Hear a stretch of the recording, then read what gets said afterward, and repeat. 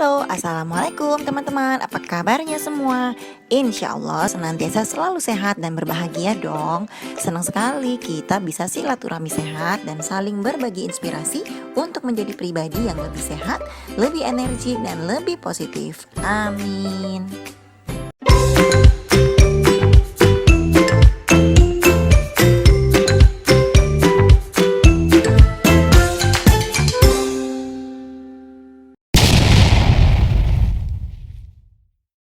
Oke, hari ini topik kita adalah tentang jantung dan pembuluh darah. Nah, sekarang kita ngomongin jantung dulu ya. Nah, teman-teman, fungsi jantung yang utama adalah untuk memompa darah ke seluruh tubuh. Jadi, asal muasal darah yang mengalir dari tubuh kita itu semuanya berasal dari jantung, berawal dari jantung ya. Sebagai alat transportasi dalam tubuh, maka darah itu bertugas membawa nutrisi dan oksigen yang dibutuhkan oleh organ-organ tubuh sekaligus mengangkut zat-zat sisa. Jadi teman-teman, darah yang mengalir di dalam tubuh kita ini isinya selain darah itu di dalamnya juga terkandung nutrisi dan oksigen. Seluruh tubuh kita itu membutuhkan nutrisi dan oksigen. Nah, jantung yang normal dan sehat didukung oleh jaringan otot yang kuat dan bekerja dengan baik dalam memompa darah. Jantung yang berdetak secara terus-menerus dalam memompa darah mampu mengalirkan lebih dari 14.000 liter darah per hari. Wow, keren ya teman-teman. Itulah kuasa Tuhan bahwa ternyata kalau manusia yang bikin gak mungkin tuh bisa 14.000 liter per hari loh darah yang mengalir di dalam tubuh kita. Nah, kemudian kita ngomongin tentang pembuluh darah. Teman-teman, pembuluh darah ini adalah bagian dari sistem peredaran darah yang berfungsi untuk mengedarkan darah dari jantung ke berbagai organ dan jaringan tubuh maupun sebaliknya. Jadi darahnya berasal dari jantung, pembuluh darahnya adalah jalan darah untuk mengalir ke seluruh tubuh kita. Sampai di sini paham ya teman-teman? Yang tidak kalah penting juga adalah darah. Darah adalah komponen terpenting dari sistem peredaran darah manusia. Darah berperan sebagai pembawa nutrisi, oksigen, hormon, dan antibodi ke seluruh tubuh.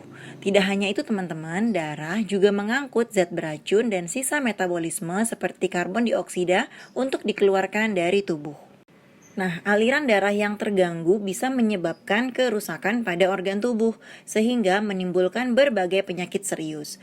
Gangguan sistem peredaran darah bisa disebabkan oleh kelainan bawaan atau gangguan genetik, maupun karena penyakit tertentu, misalnya seperti diabetes, hipertensi atau tekanan darah, ada penyumbatan di pembuluh darah arteri atau sering disebut aterosklerosis, bisa juga karena penyakit jantung, dan lain-lain ya. Gangguan pada sistem peredaran darah merupakan kondisi berbahaya yang tidak bisa dianggap remeh. Kalau tidak segera diobati, kondisi tersebut bisa menimbulkan komplikasi serius, misalnya kerusakan organ dan bahkan kematian. Oleh karena itu, penting bagi siapa saja untuk selalu menjaga kesehatan sistem peredaran darah dengan cara menerapkan pola hidup sehat seperti berolahraga secara rutin, mengkonsumsi makanan bergizi, membatasi asupan garam dan lemak, tidak merokok, serta menjaga berat badan tetap ideal. Oke, teman-teman, penyakit yang berkaitan dengan jantung itu sering disebut dengan kardiovaskuler ya. Jadi sampai saat ini 63% kematian yang terjadi di dunia itu disebabkan oleh penyakit kardiovaskuler. Di Indonesia sendiri, penyakit kardiovaskuler, stroke, dan penyakit jantung koroner adalah penyebab utama kematian yang menyebabkan lebih dari 470.000 kematian setiap tahunnya. Nah, jadi apa saja sih gejala penyakit kardiovaskuler? Nah, teman-teman, ternyata ini loh gejala yang paling umum dirasakan. Yang pertama adalah nyeri pada dada atau ketidaknyamanan pada bagian dada yang bisa berlangsung selama beberapa menit. Yang kedua, terjadi sesak nafas atau kesulitan bernafas. Yang ketiga, kelelahan dan kelemahan. Yang keempat, berdebar-debar jantungnya. Dan yang kelima, terjadi pembengkakan pada pergelangan kaki dan perut. Lalu siapa saja yang beresiko terkena penyakit jantung koroner? Yang pertama adalah mereka yang terbiasa mengkonsumsi alkohol. Yang kedua, mereka yang memiliki kelebihan berat badan dan obesitas itu akan meningkatkan resiko terkena penyakit jantung koroner. Kemudian tekanan darah. Mereka yang memiliki tekanan darah tinggi secara langsung bisa meningkatkan kemungkinan terjadinya penyakit jantung koroner. Yang keempat, adanya penyakit diabetes dan prediabetes. Teman-teman, diabetes secara substansial bisa meningkatkan resiko penyakit jantung koroner. Laki-laki dengan diabetes mellitus tipe 2 memiliki resiko terkena penyakit jantung koroner 2-4 kali lebih besar. Dan resiko ini lebih tinggi lagi pada perempuan dengan penderita diabetes mellitus tipe 2. Berikutnya yang meningkatkan resiko penyakit jantung adalah makanan. Salah satu alasan mengapa angka kejadian penyakit jantung koroner di Indonesia meningkat adalah pola makan yang kurang sehat, yaitu tingginya tingkat konsumsi lemak jenuh, kurangnya asupan sayur dan buah-buahan. Selain itu, konsumsi garamnya juga ternyata banyak yang berlebihan. Nah, penyakit jantung koroner juga beresiko terhadap mereka yang ternyata kurang memiliki kegiatan fisik atau kurang berolahraga. Kemudian mereka yang memiliki kolesterol tinggi juga memiliki hubungan langsung dengan resiko penyakit jantung koroner. Kemudian perokok. Merokok ternyata menyebabkan kematian yang berhubungan dengan penyakit jantung koroner. Perokok pasif juga rentan terhadap bahaya kesehatan kardiovaskuler.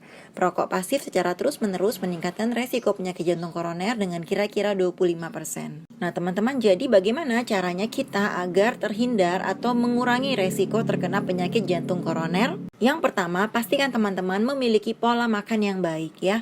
Yang kita konsumsi harus lebih banyak kandungan karbohidrat sehat, banyak serat, banyak protein sehat, kita kurangi konsumsi lemak jenuh, kita kurangi makanan yang mengandung gula tinggi, kita kurangi juga makanan-makanan yang memiliki kadar garam tinggi ya. Yang mana makanan-makanan itu adalah makanan yang saat ini sering banget kita temui di lingkungan sekitar kita ya. Yang kedua adalah meningkatkan konsumsi air putih. Nah, teman-teman, kalau teman-teman masih mengingat pelajaran kita waktu tentang pentingnya air putih, maka teman-teman pasti tahu ya kalau resiko kekurangan minum air putih adalah pengentalan darah. Teman-teman bayangkan kalau darah kita kental, bagaimana cara darah tersebut bisa mengalirkan nutrisi, mengalirkan oksigen, bagaimana darah tersebut bisa mengalirkan enzim dan hormon-hormon untuk ke seluruh tubuh kita. Jadi itu sebabnya kenapa kita harus mengkonsumsi air putih yang cukup ya teman-teman.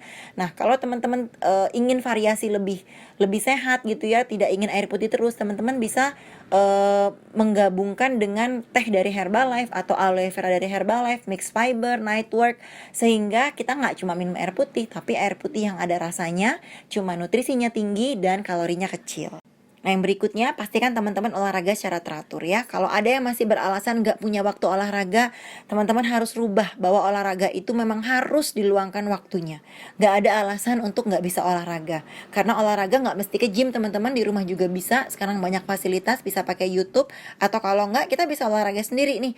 Misalnya dengan squat, dengan push up, dengan plank, ya, skipping. Artinya banyak cara kita untuk olahraga. Yang penting kita punya niat yang kuat ya. Semangat ya! Nah, yang terakhir yang gak kalah pentingnya adalah tentang tidur secara teratur ya teman-teman. Ternyata tidur itu memegang peranan penting loh dalam menjaga kesehatan jantung kita dan juga dalam rangka memperlancar proses penurunan lemak tubuh kita. Ketika kita tidur ya teman-teman, ternyata tubuh kita ini lagi piket nih, buang-buang sisa-sisa racun, sisa metabolisme ya. Jadi pastikan tidur secara teratur ya teman-teman. Teman-teman, kesehatan pembuluh darah adalah kesehatan yang sangat amat harus kita perhatikan. Karena ini adalah jalannya nutrisi kita sampai ke dalam tubuh kita. Bagaimana jantung kita mendapatkan asupan nutrisi, bagaimana otak kita, bagaimana ginjal kita, liver kita, hati kita, semuanya mendapatkan asupan nutrisi dari kelancaran sistem peredaran darah kita ya. Jadi pastikan teman-teman menjaga sistem peredaran darah menjadi lebih lancar. Nah, untuk kesehatan pembuluh darah, teman-teman bisa nih nyoba satu produk Herbalife yang keren banget yang namanya Nightwork. Nightwork ini merupakan campuran dari L-arginin dan L-citrulline serta antioksidan yang akan membantu mendukung produksi nitric oxide yang sangat bermanfaat bagi tubuh. Nah, teman-teman, nitric oxide sendiri itu manfaatnya adalah untuk menjaga pembuluh darah agar lebih fleksibel sehingga mendukung sistem peredaran darah menjadi lebih lancar dan jantung pun menjadi lebih sehat.